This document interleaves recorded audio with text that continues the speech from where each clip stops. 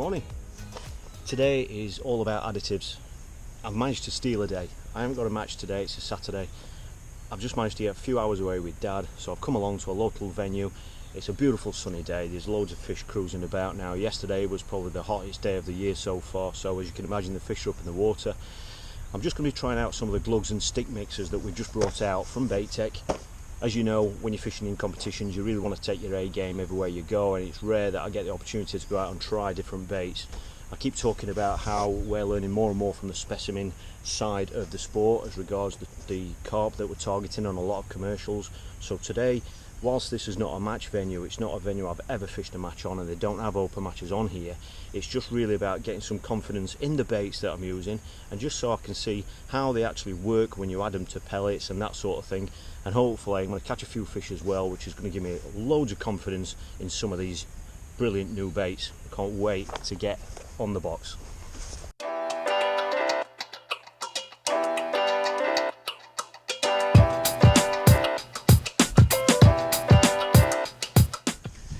The two main glugs that I'm going to be using today, one's really classed as a glug and one's really classed as a stick mix.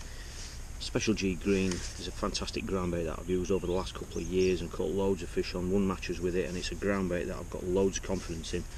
What we've actually brought out now is a glug that is Special G Green.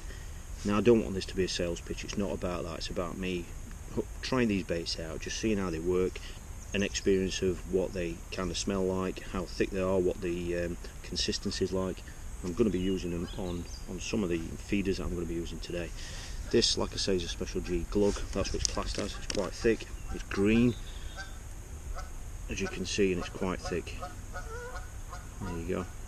So that's really going to stick to anything, it's going to stick to the pellet, stick to the feeder, if that's what I want to try. The other one I'm going to be using is a stick mix, and it's krill.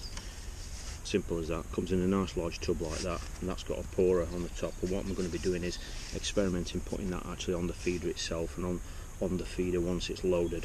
And I'm just going to try them both today. I've caught a couple of fish fishing just normal pellets with a pellet feeder, just natural Carp and coarse 2mm pellets, the ones that I love for all of my this sort of fishing. But I'm going to start adding glugs now, just to see if A, I continue catching fish, and B, if the stamper fish or even the species changes.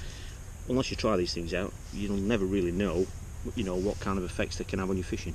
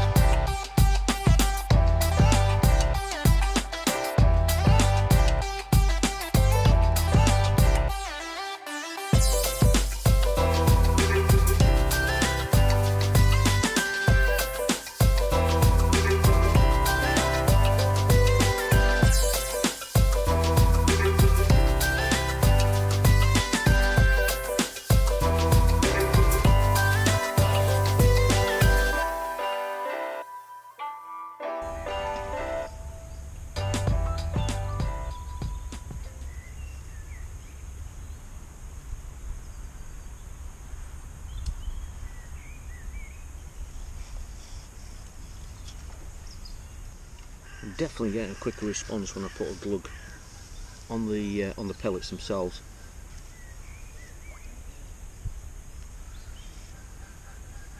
I've caught a couple of fish just with pellets on their own. I had to wait a little bit of a longer time for a fish. I've just put Special G Green on. I've had a couple of fish on that, it's been good. The stamp was the same, but I just caught them quicker.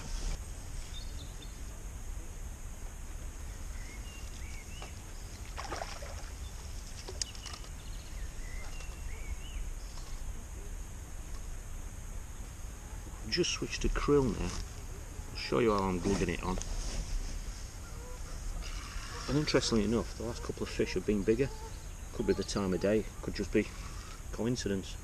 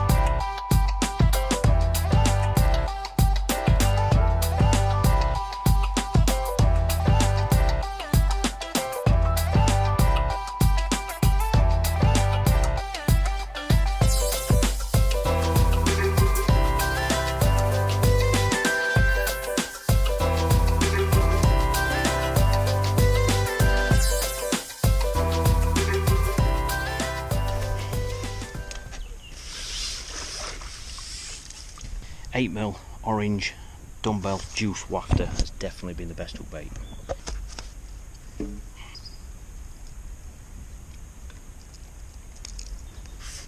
Everyone hooked in the bottom lip.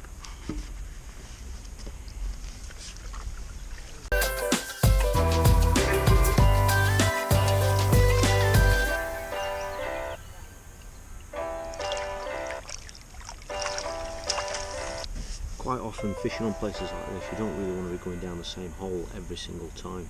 Sometimes you can just you know, compound all your bait too tight and you're getting line bites and that sort of thing.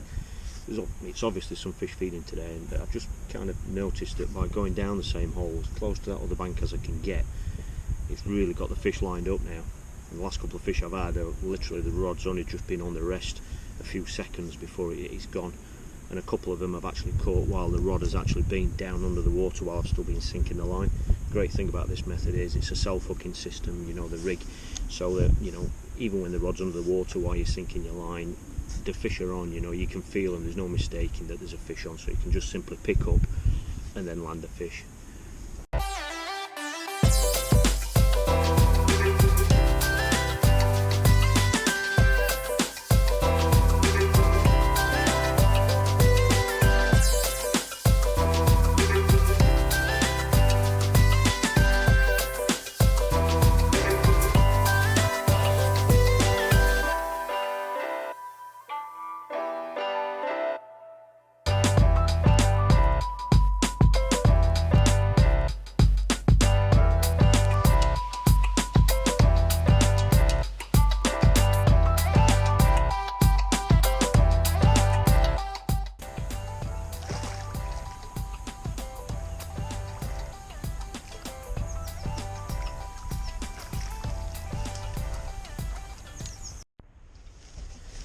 Caught on two different kinds of feeder today.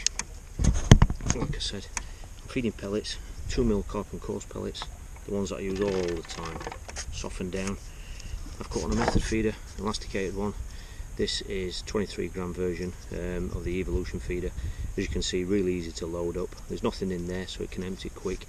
A lot of the fish I've caught today have been really quick, so I want the feeder to empty exactly where it's landed, because I don't want to be spreading bait all over, and obviously I'm fishing at short hook length like a method in this case, and so obviously you want it to break down quick as well, because your hook bait is right in the middle of there, so that's been working. But by far the best has been the pellet feeder. I prefer these sorts of feeders when there's lots of fish there, for the simple reason that it's just my own opinion. For me, when you've got a lot of fish in your peg, especially small fish, if you're fishing a method feeder like that, as you can imagine, the fish can get to your pellets all the way around the feeder, and so you can have swarms of little fish there, and there's one or two skimmers out there as well. I've only caught a couple of them, but so they can attack it from lots of different angles, and I think sometimes that can cause you problems as regards, you know, foul looking fish and just the bait getting wafted about and stuff. So when there's a lot of fish there, I prefer a pellet feeder, purely because there's only one way in. You know, you can pack your bait in there, there's only one way in there, the fish can't get to it here. And as you can see, the size of a feeder like that, even a bream, you know, the size of that is the size of a bream's mouth when it comes in to suck that bait in. So it's just one complete window there that's going to suck your bait in, and I just find I hook a lot more fish with a feeder like that when, you know, when there's a lot of fish in the peg. Just packing the pellets in like that. And one little trick, more for confidence than anything for me, is you can see the 4-inch hook length sticking out at the bottom there. Some people have it so it, you know, a lot of people don't even think about how they pack the feeder. Have it like that, so it's down out of the way, so when a fish comes in to get the pellets, it's not going to be touching that. It just, sometimes when it's hard, it can just help not spook fish. Sometimes you load this feeder and the loop is up like that, so when the fish comes into it, they're going to be feeling that. I just think it can only help you catch more fish, and I'm still catching by whacking the krill on there as well.